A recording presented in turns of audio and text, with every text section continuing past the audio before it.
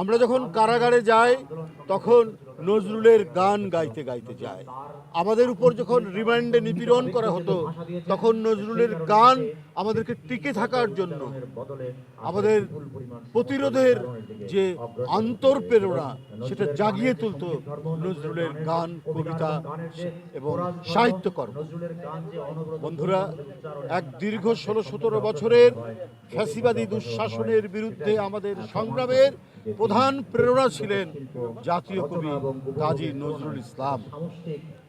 আমরা এই মহান কবির 127তম জন্মবার্ষিকীতে আমাদের কাছে আরো দৃঢ় প্রত্যয় জাগ্রত হয় যে যত ধরনের অন্যায়, অবিচার, অসত্য, অন্যায্যতা থাকবে ততদিন আমাদেরকে দ্রোহের আগুন জ্বালিয়ে দেবে তার সাহিত্যকর্ম।